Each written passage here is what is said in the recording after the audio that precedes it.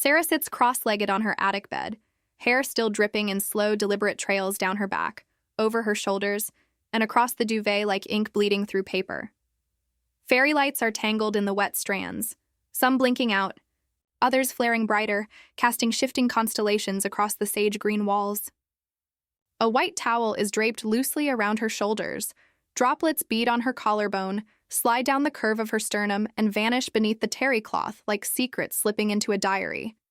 The bathroom door stands ajar, steam curling out, like breath from a dragon's mouth, thick enough to taste. The floorboards are still slick, reflecting the fairy lights in fractured gold. The air is thick with coconut shampoo, hot water, rain on wool, ozone, and the electric scent of possibility.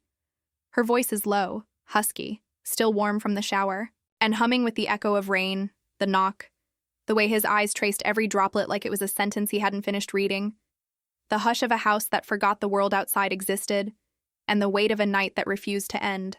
You guys will never believe what happened. I'm Sarah, no last name, just the girl who writes Seabrook's secrets before they bleed, and this story?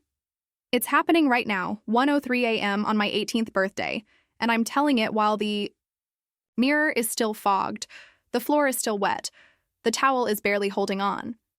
The knock is still ringing in my ears like a heartbeat that forgot how to stop. The rain on his jacket is still dripping onto my hardwood like punctuation marks in a story we haven't finished writing, and the steam is still curling around us like it's trying to keep the moment from escaping. The party had ended hours earlier. Cake crumbs scattered like confetti casualties, candles melted into waxy puddles. The faint scent of vanilla frosting and cheap champagne lingered like a hangover. My parents had retreated to their room. Dad's snores rumbling through the walls like distant thunder. Mom's soft breathing a counter rhythm. I'd been pacing the attic in Dad's old hoodie, threadbare, smelling of cedar and old books, and pajama shorts, the fabric soft against my skin, counting heartbeats, trying to outrun the ache of 18, that strange, hollow freedom that felt more like a cage than wings. I needed to wash it all off, the frosting, the noise, the weight. So I took a shower, long, hot, punishing. Steam filled the bathroom until the mirror disappeared, until the tiles sweated, until the air was so thick I could taste it. Coconut, heat, escape. I stood under the spray until my skin turned pink, until the water ran cold, until I felt clean, raw, new, reborn, ready. Then, knock, knock, knock, soft, insistent. Wet. I froze. Water dripped from my hair onto the tile. Plip, plip, plip. Each drop a tiny drumbeat.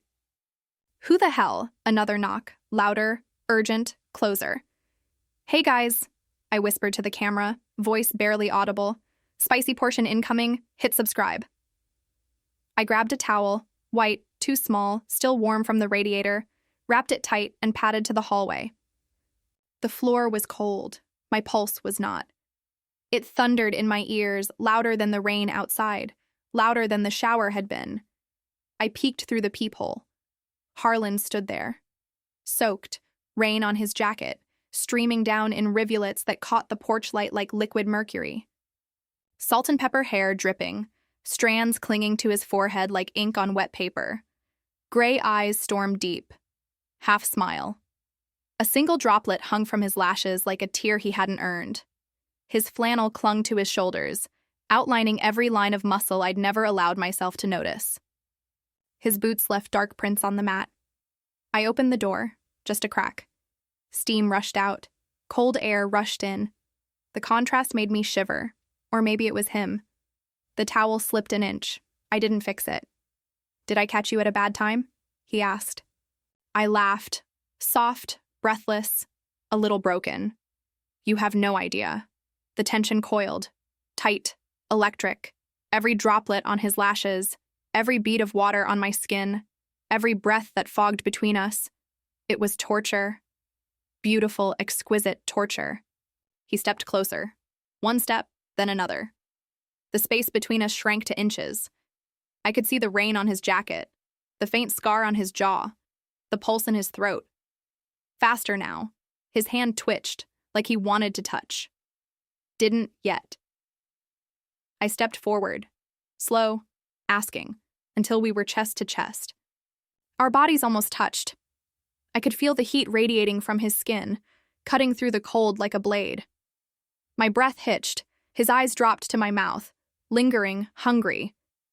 He reached past me for the doorframe, close enough to feel his arm brush my breast, his hip against mine, the rasp of wet flannel against my bare shoulder. His voice dropped to a gravel whisper. "Happy birthday." "Late," I whispered back, throat dry. "But perfect." He smiled, slow, dangerous. "Good." His fingers grazed my wrist, barely there but electric. Lingering, intentional, warm.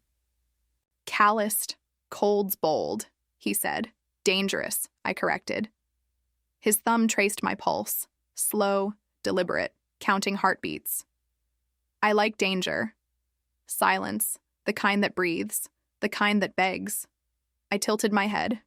Just enough. "Come in?" He didn't move. "Only if you let me dry you off." "Deal." We moved inside, choreographed chaos. He shut the door. The click was final. The steam wrapped around us like a blanket. The heat was ours. The world outside disappeared. Extended moment.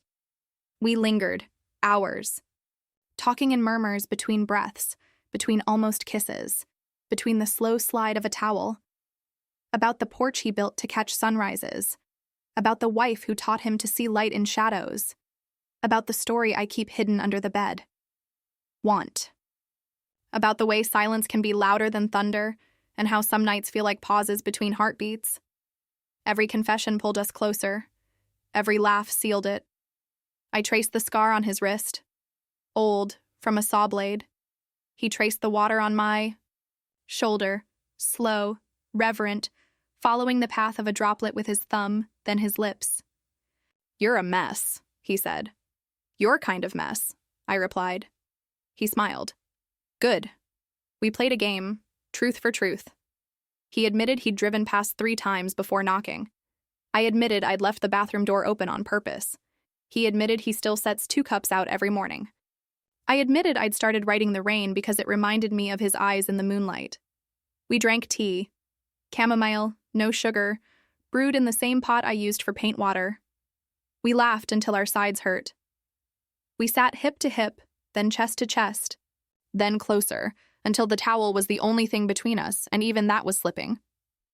I showed him the hidden story. He didn't flinch at the raw words. He just said, "It's beautiful. It's you." Final moment. The shower was cold. The towel was dry. The rain had slowed to a whisper. We stood in the doorway, lingering, breathless, hands still tangled. He brushed a droplet from my cheek, slow, reverent. "You opened the door, Sarah." I leaned in. Just enough. "Good. Let it stay."